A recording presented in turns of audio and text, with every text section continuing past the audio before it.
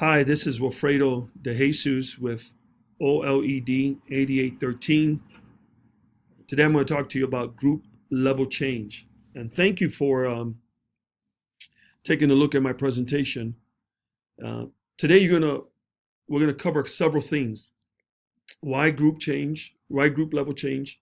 What is group level change? What are some of the challenges? What are the challenges when you come together as a team? And then what are some of the pluses, if you will? What's the climate when you come together?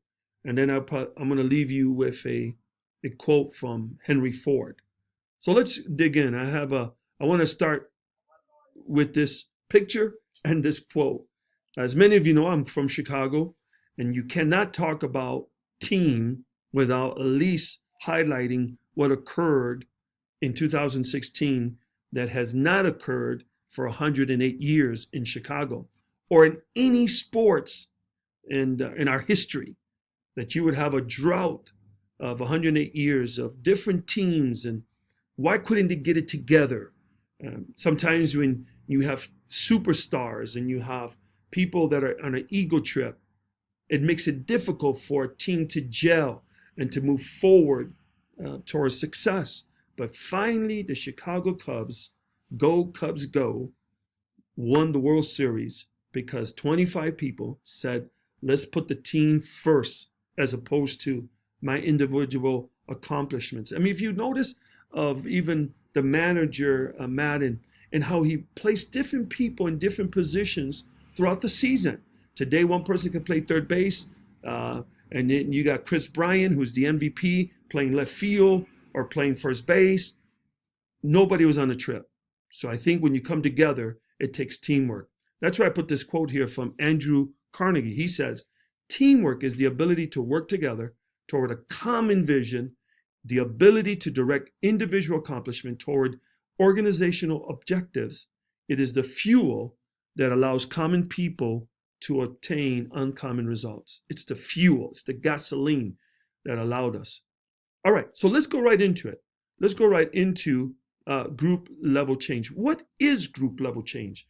According to Burke, organizations learn through actions and interactions that takes place between people who are typically situated within smaller groups or teams. So these are organizations that learn through actions and interactions.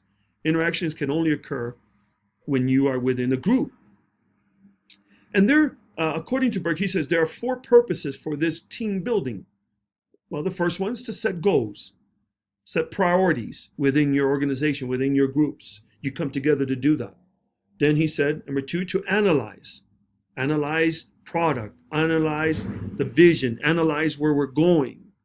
The other thing was to examine the way the group is working. It is process.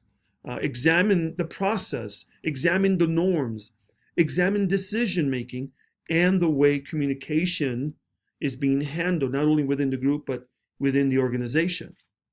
And then fourthly, he says to examine interpersonal relationships among members.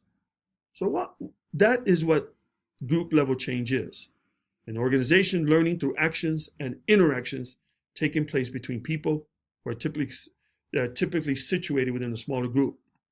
But why? Why level change, a group level change?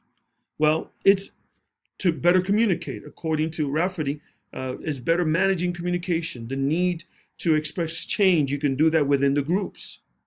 And when you do it within the group, there's less resistance to a job transfer or performance levels that have to be implemented. You can do that through a group. When teams participate, Rafferty says, in an organizational change as a group, it influences the outcome, which is the end game. It's the outcome, it's the product. What is it you want to achieve? When you do it as a group, there is a better result. That's why you do, there's more buy-in, if you will. That's why you would do group level change. But as of anything, when you have people coming together, when you have a nucleus of a group of people, there's always challenges. And one of those challenges is that members need to learn to share. Right? There's our natural tendency, our human natural tendency is not to share. I mean, ask a 3-year-old that goes visit a home and he finds a toy and he says, "This is mine, this is mine." He doesn't want to share, even though that's not even his house. He's declaring that. So when you bring people together, there's a natural tendency of people perhaps not wanting to share power and leadership. The other thing is how to effectively manage differences and conflicts within a group. It's critical. When you come together, there are conflicts, decision making, conflict resolution that have to be handled with group setting. When you're alone, you do your stuff. But when you come together, these are some of the challenges that one may occur. And you got to remember that when you come together, not all group members are equal with respect to skill and ability. Some may be more educated, less educated, faster in this, slower in that. One has to be mindful that not everybody's at the same pace. And that you're going to discover when you get into groups. Otherwise, you never knew that when you were individual because you were in your own silo. But at this point, when you come together as a group, challenges always occur. It's not bad. It's just challenges that we have to respect one another. We have to share leadership. We've got to be able to handle conflicts with one another and the success that comes with it. Who gets the glory when a team is successful, right? It's a shared glory. That's why you see the Chicago Cubs. There were many people that shined throughout that series. It was not just one person. Even though you give a trophy to an MVP and so forth, but it was a collective thing of a team. But nevertheless, there's always a risk factor. But there's always pluses and thumbs up. You know, when you have groups, you celebrate the climate that it can create, the higher quality of work, higher quality of life, and low distress, according to Rafferty, that when you come together as a group, there's lower distress. It's a team effort. You come together and you achieve it.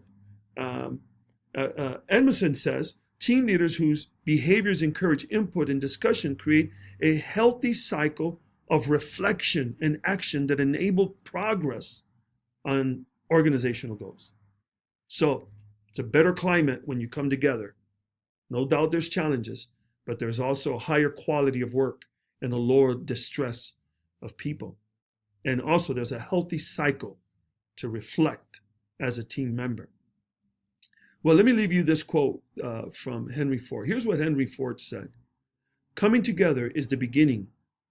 Keeping together is progress. Working together is success.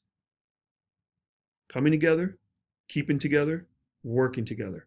That's a team. I've learned in ministry that it takes a team to achieve a dream. If we want to get from here to there, it's important that we come together. I think there's an African proverb. If you want to go fast, go by yourself. But if you want to go far, go with somebody. Team effort. I hope you've enjoyed this presentation. God bless you, and thank you for listening.